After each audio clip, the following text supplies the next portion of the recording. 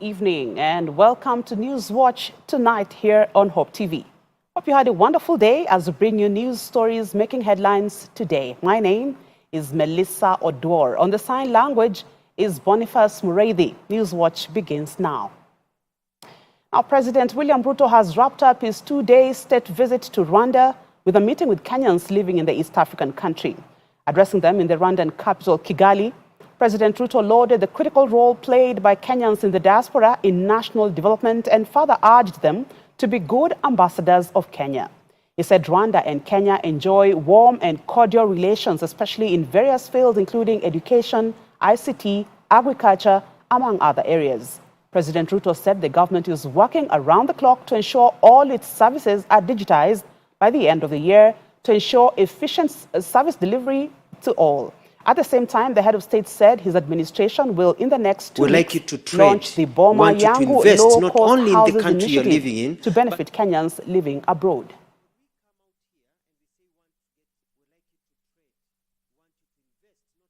The country you're living in, but also to invest in Kenya.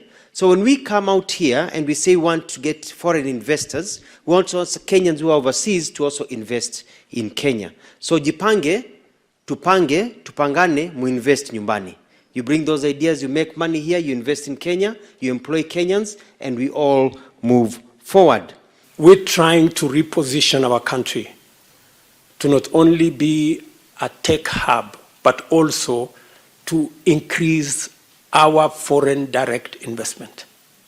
It is good for you to know that, yes, we can grow our country using our taxes. Yes, we can add on to that the money that we can borrow from multilateral and other bilateral engagements. But much more importantly, beyond what we can raise, what we can do with our taxes, beyond what we can do with money that we borrow, we must also position ourselves so that with the private sector, we can bring in foreign direct investment. That way, we can use private sector money to grow our industries. We can use private sector money to position companies that bring value to our country, that bring investment to our country, that bring manufacturing opportunities to our country. The Parliamentary Committee on Justice and Legal Affairs has conducted approval hearings for Sitam Bishop Emeritus Dr. David Oginde for the position of Chairperson of the Ethics and Anti-Corruption Commission, EACC. Appearing before the committee chaired by Tharaka MP Gitonga Murugara at the County Hall mini chamber, Dr. Oginde pledged to serve diligently without fear and favor, just as he had done previously as a bishop. Dr. Oginde said that prayer convinced him to apply for the role, which led to his nomination by President William Ruto last month, following recommendations by the Public Service Commission, PSC. Now, if appointed, Dr. Oginde will replace retired Anglican Archbishop Dr. Eliud Obukala, who has retired after serving as EACC chair for the past 6 years.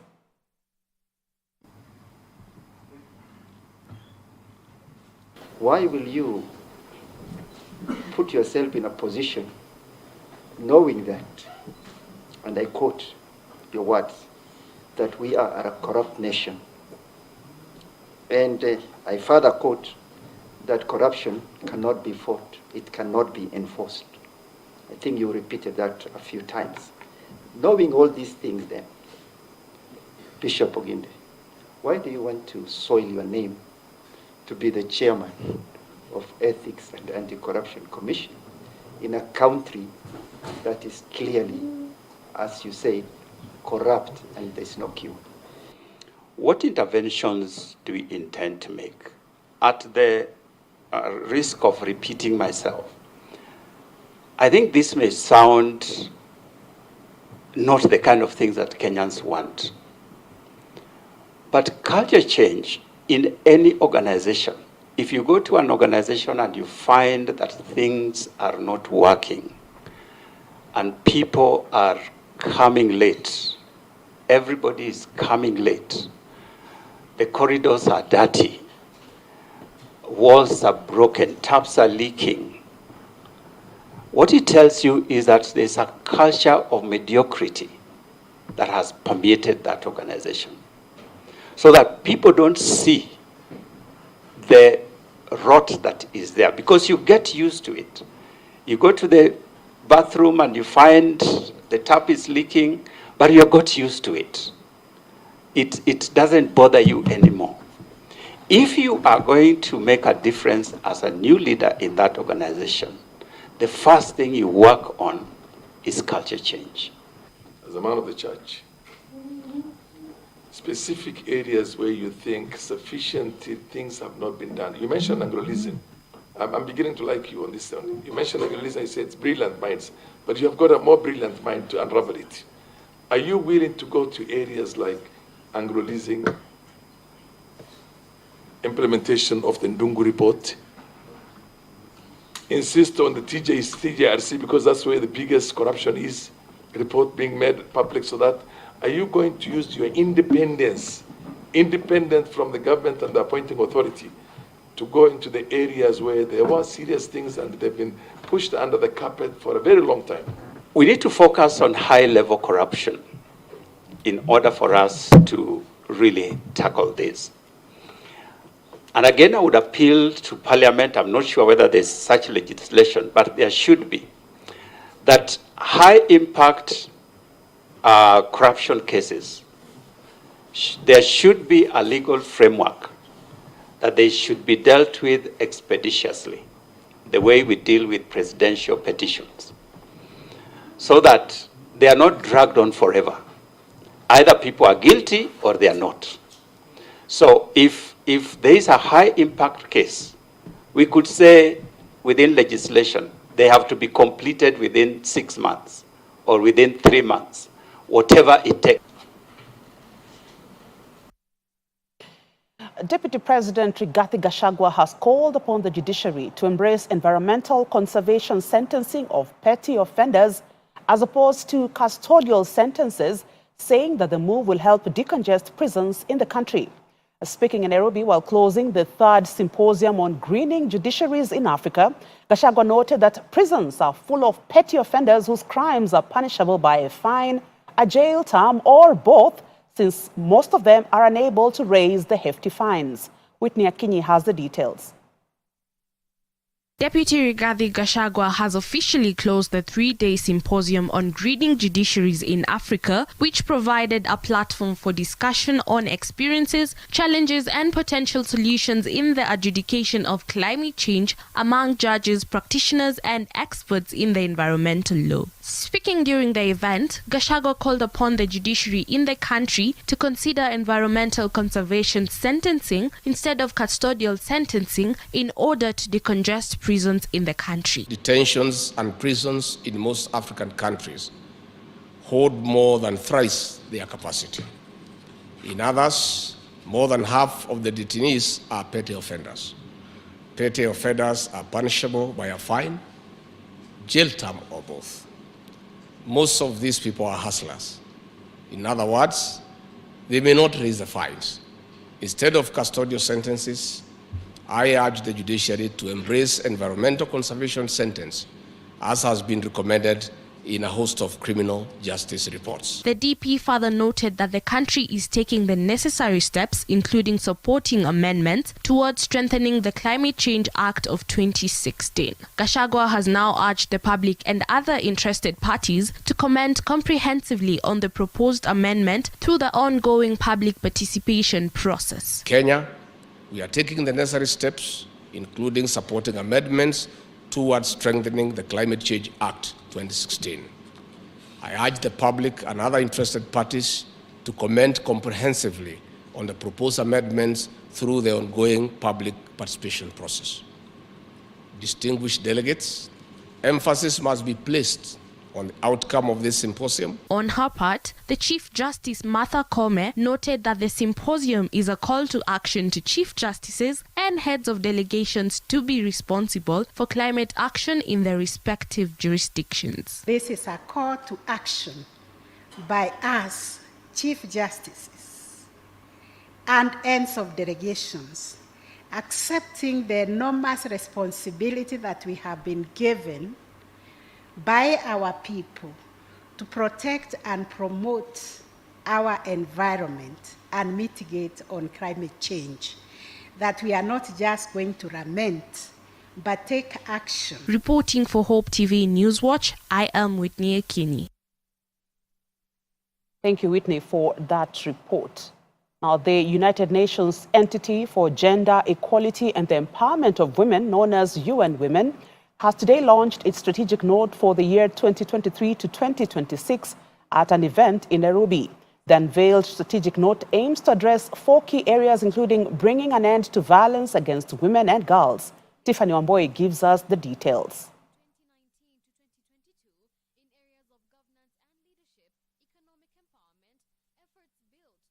Bringing an end to violence against women and girls and security. The event drew state and non-state actors from the country as the body embraced partnerships to develop, strengthen and implement policy frameworks in highlighted areas. Kenya Women Parliamentary Association. Speaking during the event, the Kenya Women Parliamentary Association, that is KEWOPA chairperson Lea Sankaire, lauded UN Women for empowering women to vie for political seats, as well as offering mentorship programs to boost their productivity. We're going to mobilize the women to pass the 2/3 gender rule. In fact, it was already presented in Parliament by the President, and we actually debated and agreed that we're going to push for the 2/3 gender rule. And we're going to make sure that women, especially the women, but we also need our counterparts, the men, to push for us so we can reach to the threshold. And I think it was well received in Parliament, and I guess this time round we will have better results. We will have more participation, and we will have members pushing for it because it's something that we have agreed. It's also an agenda for the Kenya Kwanza, which I'm a member of because I'm a member of UDA, and so we're going to push it and we're going to make sure that we achieve it in Parliament this time around. The president of the International Association of Women Judges, that is IAWJ Kenya chapter, Agnes Morgor, acknowledged the strategic note's focus on addressing sexual and gender-based violence, which is of significant importance to judiciaries. As women judges and magistrates of the judiciary, we identify with this key objective because as an association we are keen to ensure access to justice for women and children, and more particularly in the area of gender-based violence, we want to ensure that they are able to have their cases heard and determined in the fastest possible time. And we're proud that the work we've been doing with UN Women has been to ensure that we work with key stakeholders in the business of justice delivery to ensure that we can have cases heard as quickly as possible. At the same time, the Kenya country representative for UN Women, Anna Mutavati, stated that the note is a further step to increase the number of women elected to various leadership positions. We are preparing already for 2027 to see that Kenya moves beyond the 23% representation currently of women elected into parliament to the minimum 30% that has been stipulated in the constitution. So between now and 2026, we'll be working very hard to identify those women that want to run for political office, prepare them, but also talk to their political parties and ensure that they are opening up spaces for women to lead. We cannot talk about development if 52% of our part of the population is not involved. So it is just in everybody's interest that our sisters are involved in these processes as much as possible, and we try to bring women into the leadership. Uraia works with various institutions in the country and various organizations in the country to propagate women in development and women in leadership. The strategic note focuses on 4 key areas, including democratic governance, ending violence against women and girls, women economic empowerment, and peace, security, and humanitarian action. Trying to sensitize women. Tiffany Wamboi, Hope TV, Nairobi. Thank you, Tiffany, for that report. Now, Maseno University student William Mayenga, who died in Kisumu during the anti-government protests called by the opposition Azimio la Umoja One Kenya coalition, has this afternoon been laid to rest at his home in Tombe, Kitutu Masaba, Nyamira County. Kisii Governor Simba Arati and his Kisumu counterpart Professor Anyang' Nyong'o led mourners during the emotional send-off of the third-year university student who was shot dead as police repulsed the irate protesters in Kondele area last Thursday. Now, the two governors who were representing Azimio leader Raila Odinga at the funeral demanded for the arrest and prosecution of the officer who gunned down Mayenga within the next 7 days. They said the protests were peaceful, hence there was no need for the use of live ammunition by the police officers. Nyinyi jamii ya Omogusi lazima tuuliza. Huyu kijana inawezekana angekuwa gavana kesho. Angekuwa hata rais. Angekuwa chochote. Unajua kama mtu alikuwa mgonjwa amekufa tutasema ni mambo ya ugonjwa, lakini kama wewe mwanadamu mwenzetu unaua mtu ambaye angekuua eti kwa sababu anaandamana, hapana.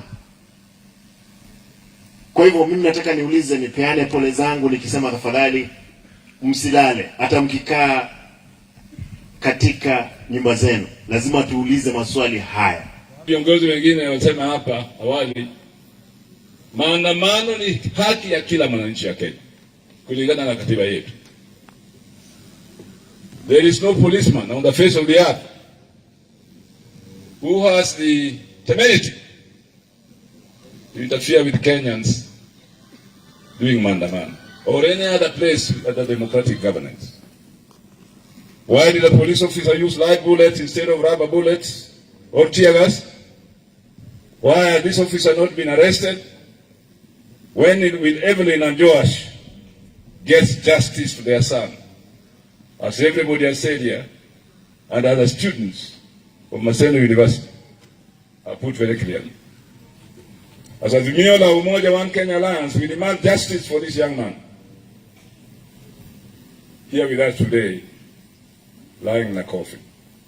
We demand that the officer who killed him be arrested and charged in court within the next 7 days. Now, Kenya's first operational 3U Earth observation satellite, dubbed the TAIFA-1 satellite, is set to be launched into space next week by the Kenya Space Agency, KSA, with the help of Space Exploration Technologies Corporation, SpaceX. According to Defense Principal Secretary Patrick Mariru, the satellite was built at a cost of 50 million shillings. The satellite will be launched in Vandenberg Base, California, USA, aboard Falcon 9 rocket. Now, tonight on Newswatch, Brigadier Hilary Kipkosgei, the Acting Director General at the Kenya Space Agency, is here to discuss with us this huge milestone for Kenya and what we possibly stand to benefit from the first ever Earth observation satellite. This coming up after this short break.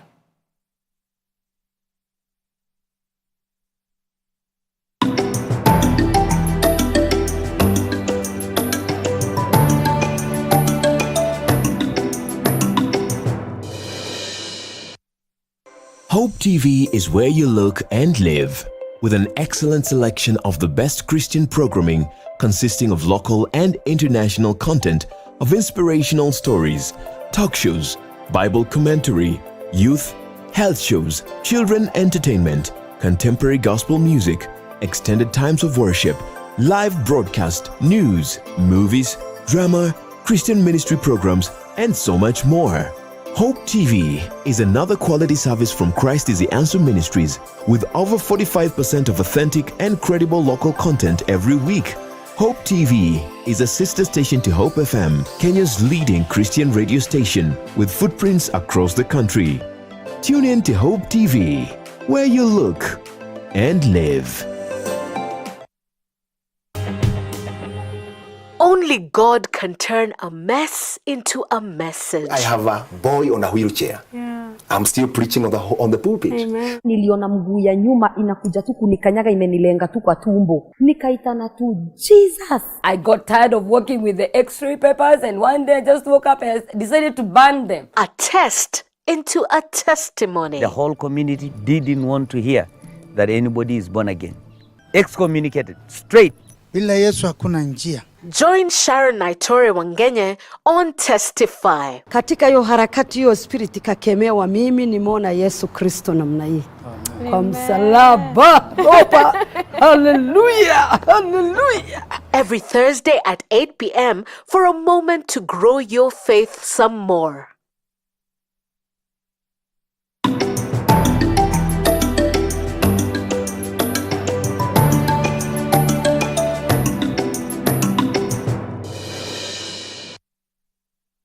Welcome back. Now, the process seeking to elevate Eldoret municipality into the country's 5th city has now moved into the last stages.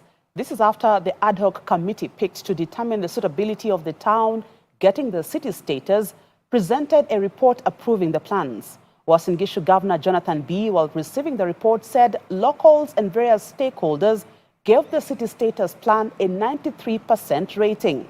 The governor said the report will be adopted by his cabinet, after which it will be forwarded to the county assembly for consideration and later to the Senate.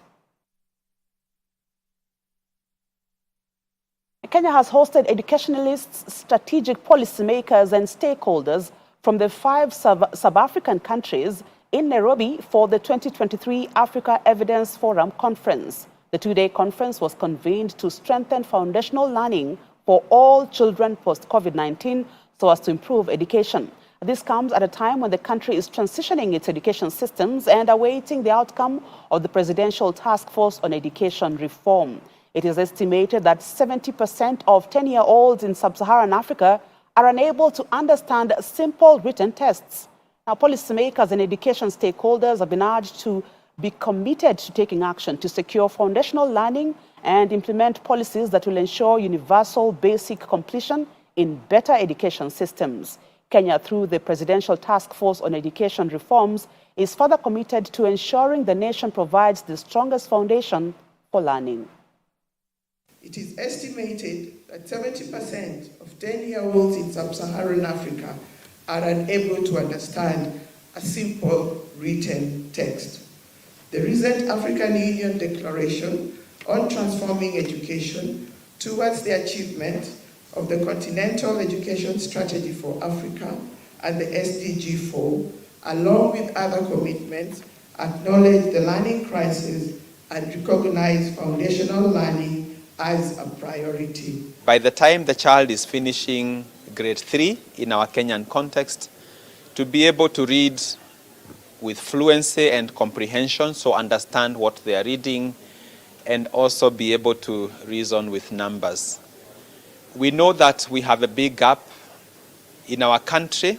Looking at the latest USAWA Agenda report of 2021, only 40% of those children in grade 4 are able to read at grade 3 level. It means that a majority of our children, even with all the effort and improvement and investment, are proceeding to upper primary without the foundational skills. When you look at our education in Kenya, all the plans and policies are in place. Training is being done. But yet children are going to school and some are coming out without getting the grade level competencies. So what we are saying is that we need to now do something with urgency. Because can you imagine going through school? 6 years you're in grade 6 and there are some who are now in junior secondary, perhaps, who are not able to read. It means then you begin to fail and the school system is failing you. And so that is why this is about really coming to put together our energies so that we can see what we need to do once and for all. Now, the National Fund for the Disabled of Kenya, NFDK, has presented checks for financial grants to 22 institutions for learners with disabilities in the country. The 22 institutions thereafter signed contracts with NFDK as commitment towards implementation of the projects. Speaking at the event, NFDK Board of Trustees Chairperson Christina Pratt said the contracts are binding and will ensure prudent utilization of the grants. The first tranche of the funds will see the beneficiaries build classrooms, dining halls and kitchens for the learners' institutions and will cost close to 59 million shillings. Pratt called upon organizations of goodwill to partner with NFDK to ensure more institutions of learners with disabilities benefit and urged the government to increase the grant. After completion of the assessment of projects, what we call the big grants projects, the ones who are selected, they now come to Nairobi. We have a session such as we had today for them to sign a contract which is binding, to ensure that the grants that we give them are utilized well. 22 out of 60 is a small number. It is a small number, and we would like to do more. Therefore, we are appealing to more partners, more donors to come forward and assist. And particularly, the grant that we get from government to be increased, because it has such a huge impact. In 10 years, we have commissioned going on to 200 projects. Now, researchers and epidemiologists from the Faculty of Medicine at the University of Nairobi are now recommending a study and adaptation of the Swedish experience towards making Kenya a smoke-free society. Speaking at a press conference, Dr. Michael Kariuki and Dr. Nick Mutisia highlighted that Sweden has already hit the European Union target for all its members to become smoke-free by 2040 and is already reaping the benefits, with cancer rates and tobacco-related deaths significantly lower than all its peers. The researchers are urging policymakers and the Ministry of Health to drop its do-or-die approach towards weaning off smokers from tobacco use, saying alternative methods should instead be adopted to achieve a similar milestone as Sweden. In the last decade, smoking rates in Sweden have fallen by astonishing 55%. The impact on public health in that country is evident. Compared to the rest of the European Union, Sweden has 44% fewer tobacco-related deaths, a cancer rate that is 41% lower, and 38% fewer deaths attributable to any cancer. Last month, global experts in tobacco harm reduction published a report showing that if every other country in the European Union followed Sweden's example in its approach to tobacco harm reduction, up to 3.5 million early deaths in Europe would be prevented in just 1 decade. For this reason, we believe that alternative nicotine products should be regulated uniquely within a framework that recognizes their potential to reduce the health burden associated with traditional tobacco products. The Swedish model is an example of tobacco harm reduction being used to drive down smoking rates and dramatically reduce smoking-related disease. To beat smoking like Sweden, we urge our politicians to support harm reduction strategies and make smoke-free alternatives more affordable than cigarettes. To the international scene now, former U.S. President Donald Trump has said that the U.S. is going to hell in a defiant address after pleading not guilty to falsifying business records to hide damaging information ahead of the 2016 election. I beg your pardon. Now, the former president was charged with 34 counts in a Manhattan court in New York on Tuesday. This relates to a hush money payment to porn star Stormy Daniels, who says they had an affair.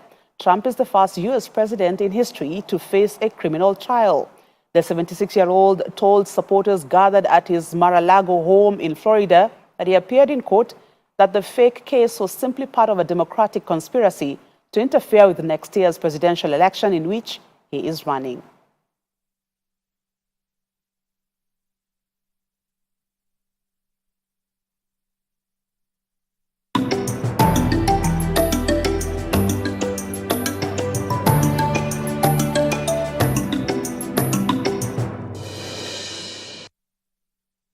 Hope TV is now available on GoTV Channel 103, Zuku Channel 873, Signet Channel 817 and StarTimes Channel 026. Enjoy our uplifting content and family-friendly programming anytime. Hope TV, you look and live.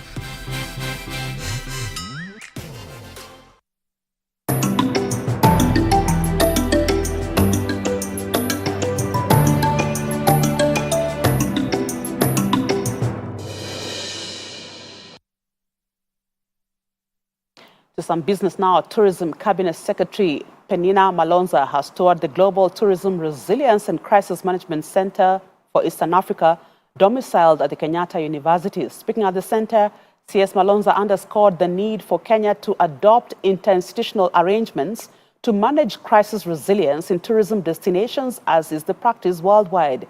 She pledged the ministry's collaboration with all tourism industry stakeholders to ensure resilience-based governance of the tourism sector. The center, whose patron is President William Ruto, covers 14 countries in Eastern Central Africa, with Kenya as its hub.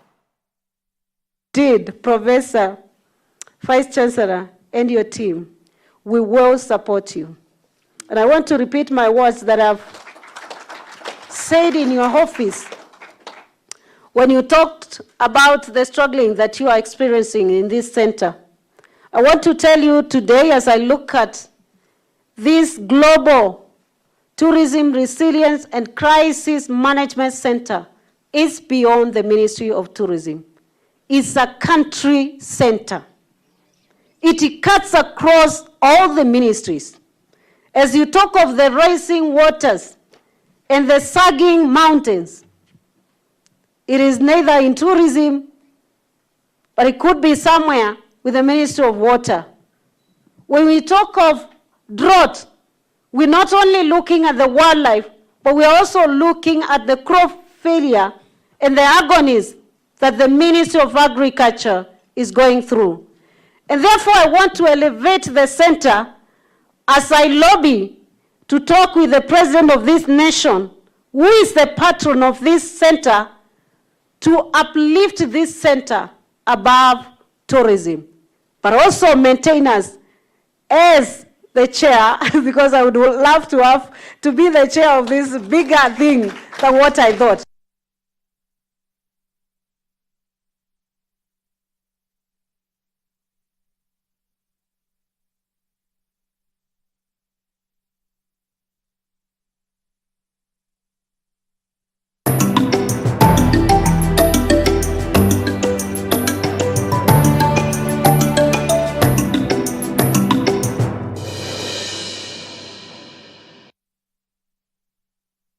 To some sports now, Tusker FC have floored FC Leopards 1-0 at the Nyayo National Stadium this evening as the FKF Premier League matches continued marking day 22 today.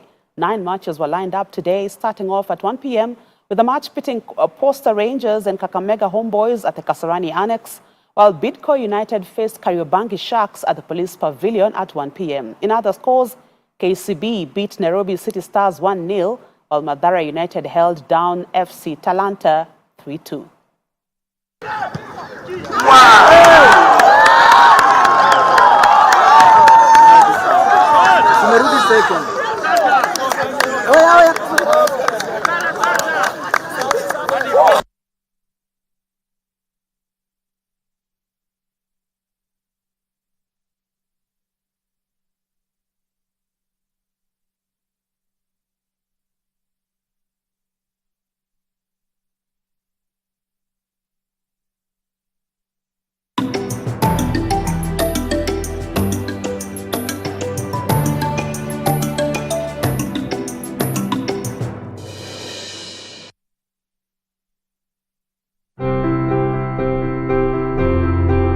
The Asian community in Kenya has been nationally recognized as the 44th tribe of the people of this great nation. Many of which who have already been exposed to the gospel of our Lord and Savior Jesus Christ.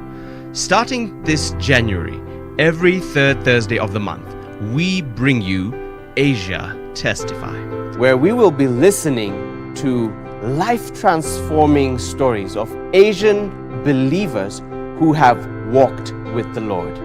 Only here on Hope TV. Look and live.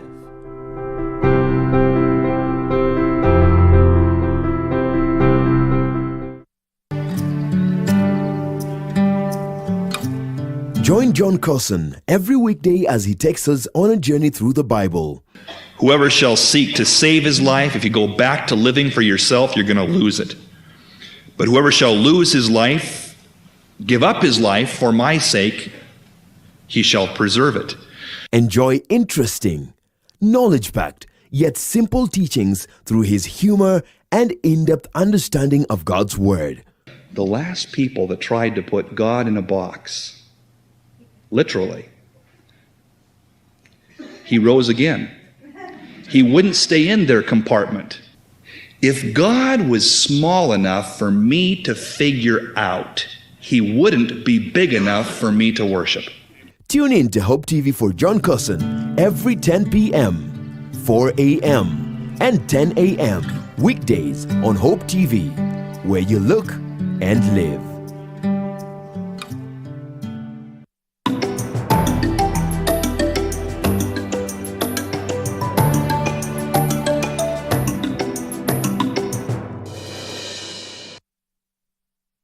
Okay, we now invite you to join us in this conversation when we are delving into this topic on the observation satellite that is being launched just when we are marking Easter. It's momentous. So to delve into this conversation is Brigadier Hilary Kipkosgei, the Acting Director General at the Kenya Space Agency. Karibu sana to Hope TV. Thank you very much. Where you look and live here. Thank you very so, much. Perhaps for a layman, what does this observation satellite actually do? So thank you very much for inviting me to the studio, and good evening, viewers. A 3U or an Earth observation satellite is basically a camera that looks on the Earth and takes images of the Earth's surface. And from that, you're able to make various, derive various insights and interpretations of what is actually happening on Earth. So that is what an Earth observation satellite actually means. Okay. Yes. So we coined it TAIFA-1. And the inspiration behind that is? So TAIFA-1, we were trying to strike two birds with one stone. Mm-hmm. TAIFA, of course, meaning nation, and one a unifying factor, firstly. And then secondly, this is hoped to be the first of a series of satellites that we intend to work on in the coming years so that we have a constellation. Was it coincidental that this is supposed to be launched during the Easter break? Or was it deliberate? I would say that it is coincidental. Okay. It is not deliberate. The reason being that we are launching this satellite alongside other satellites. And we normally go by the schedule of the consigner, in this particular case, SpaceX.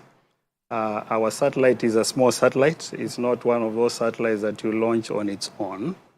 So it has to go with other satellites which are destined to the same destination. Mm-hmm. And that is how we were scheduled to actually go in this ride, which is scheduled to go in on 10th of April.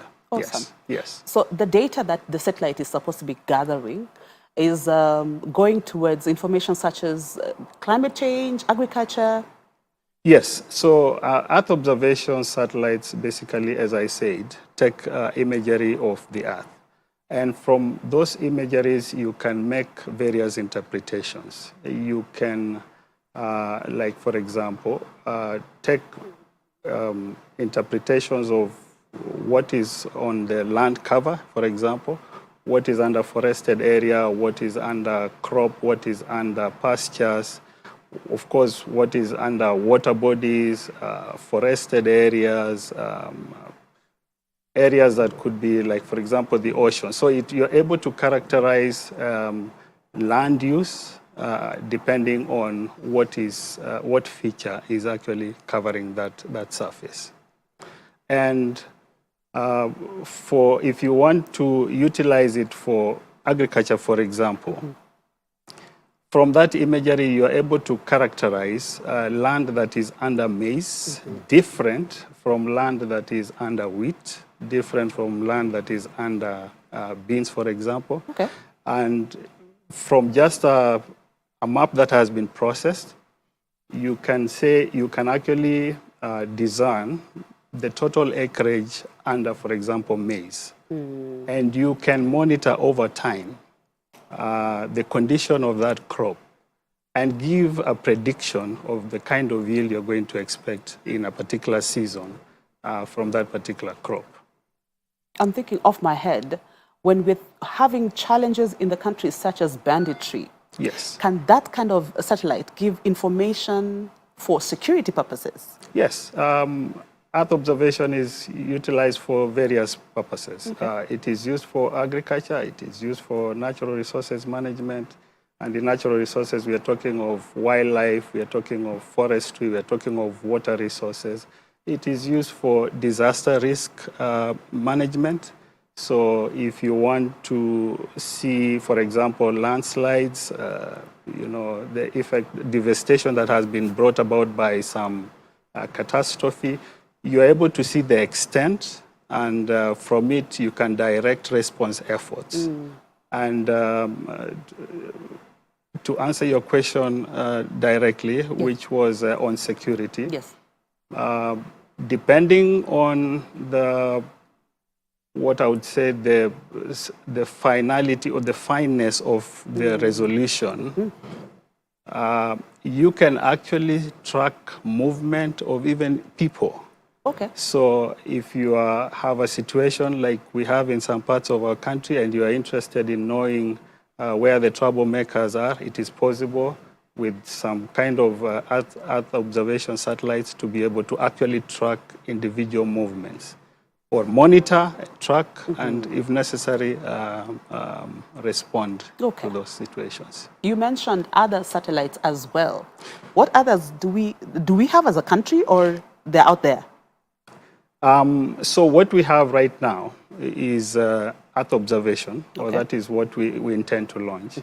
But Earth observation is just one suite of applications when it comes to satellite technologies.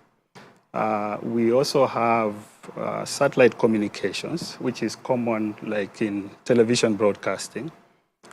We also have navigation, positioning, and timing satellites, and those are used for applications like the GPS, which most of Kenyans are aware about. And we also have satellites that are used for meteorology, so for weather forecasting and climatology. The others that are used for just studying what is happening out there in space, astronomy and astrophysics, just understanding what is happening out there in space. Now, this particular satellite is just specifically for measuring events that or taking measurements of what is happening on Earth and taking pictures. It's a first of its kind by the country. Yes, we have launched a satellite before. We did launch a satellite in 2018, but that was just the first effort. It was a satellite almost a third of what we are going to launch now in terms of dimension. And being the first satellite in 2018, it didn't have much capability. It was really a technology demonstrator. We needed to give our engineers the confidence, one, to know what are the subsystems in a typical satellite. So that was like, a capacity building tool. Yes. And we have now since graduated and moved on now to designing an operational satellite. So we call this the first operational satellite. Yes. Yes. Okay. So is this the first in Africa as well? I know there's about 14 countries that are already doing satellite observation. Yes. Is it the same thing? So different countries in Africa have launched some satellites. We have a number of countries. Probably, I don't have the number right at the top of my head, but it could be in the tens. Okay. Some have communication satellites. Others, and a majority of them, have Earth observation satellites. There are very few who have done other satellites, specifically on navigation and positioning. But the bulk of the satellites are Earth observation. Okay. Yes. Is that a need in Africa? What do you think? Our most pressing need as Africa, is it to observe our trends, our agricultural trends, and Is that the most pressing need? Yes, and this was deliberate. Okay. Going Earth observation was very deliberate because we were trying to, or we are seeking to address the pain points that we face. So if you look at the problem sets that we are facing around climate change, around agriculture and food security or lack of thereof, drought, issues to do with natural resources management, disasters. Those are the areas that we feel we have the real pain points. And that is what informed our desire to come up with the solutions that would address those specific pain points. Okay. Yes. So, talk to us a bit about the Kenya Space Agency, its mandate. Yes. And young people right now are, thinking of venturing. A lot of us are into technology and thinking of how to explore ICT and those kinds of things. Yes. So would venturing into space technology an area that perhaps the young people should also venture into, especially the Kenyan young people? Because when you talk about people in the Western culture, space exploration, we have NASA. It's not a huge, humongous thing. Here in Kenya, when a young person tells you they want to go into space, you'd look at them and wonder, are you watching too much movies, or is that a practical thing? Yes. What did you say about the Kenyan youth would want to venture into space exploration as a career? So, space exploration and exploitation, and generally careers in space science and technologies, is an area that our youth should, seriously consider going into. And probably I should start with the Kenya Space Agency because that is what you asked first. Yeah. So the Kenya Space Agency is a state corporation under the Ministry of Defense. It was established in 2017 with the mandate to promote, to coordinate, and to regulate space-related activities. Yeah. So what does that mean? We are coming from a background of low utilization of generally space services and technologies in this country.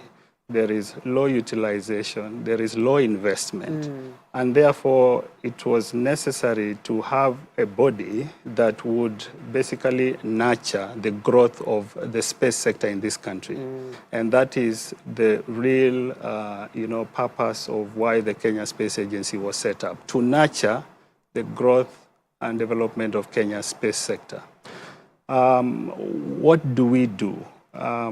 We build capacity amongst our government ministries and departments and agencies in utilization of space services and technologies. We work with ministries like Ministry of Agriculture, Ministry of Environment and Forestry, specifically in using space-derived data to make decision support, for example, towards agriculture or in natural resources management. That is one stream of line of activity, enhanced utilization of space services. The other line of activities is around developing our national space capability. And this is where now the issue of developing the satellite comes in, because we do not want as a nation to be forever dependent on services that are being rendered by vendors or other operators. We also feel that there has to be a balance between what we procure as a service plus what we also render out of our own capability. And the effort towards space systems engineering is intended to develop our national capability. We started with a small 1U satellite. Now we are at 3U. We are on course also to go into a slightly bigger one, a 6U. 6U. Yes, and hopefully we'll extend this single satellite to a constellation of satellites. Wow. Now coming to the youth. Yeah. The pathway to space science and technologies obviously requires that you have a foundation in the STEM subjects, geostem. However, space is multidisciplinary, so you don't have to be just purely, science-oriented. As a matter of fact, at the Kenya Space Agency, I have professionals who are from energy background, who are from environmental background, who are from meteorological background, who are not engineering related. But because space finds applications across so many disciplines, we have all these professionals at the agency. So for our youth, there are a lot of opportunities. This is the new frontier technology, and we are encouraging our youth to pursue future careers in space sciences and technologies. Awesome. Yes. So thank you. Maybe perhaps your wrapping up comments would be on this launch. So what is exactly supposed to be happening? I know we read there's a delegation of Kenyans that will be going to California for this. Maybe talk about that a bit. Yes. So the launch is an exciting moment for Kenya. It's coming at Easter. It is also coming at a time after we've had not so much good news about the country in the recent past. So this is a moment of national pride, obviously, because we are joining the Super League of Nations in Africa that are, launching satellites and spacefaring for that matter. So it's a moment to savor, and I'm truly proud and looking forward to this launch. And we are hoping for a very successful launch. Now, the launch is scheduled for the 10th of April. There will be a Government of Kenya delegation. There will be representatives. It will be headed by the PS Ministry of Defense. But we'll also have representatives from a number of key government ministries, National Treasury, Foreign Affairs, Ministry of Defense, Office of the President, and even the Directorate of Resource Surveys and Remote Sensing. So a mix of many representatives from government just to represent the rest of us in this moment of national pride. Thank you so much. Yes. Thank you. We've been talking with Brigadier Hilary Kipkosgei, the Acting Director General at the Kenya Space Agency, talking about the observation satellite, the 3U Earth observation satellite that Kenya is launching in about a couple of days' time. We are proud as a nation to have this happening at such a time as this. So from Newswatch Hope TV, thank you for keeping me company. Thank you. On the sign language interpretation has been Boniface Mureithi. Until next time, have a wonderful evening.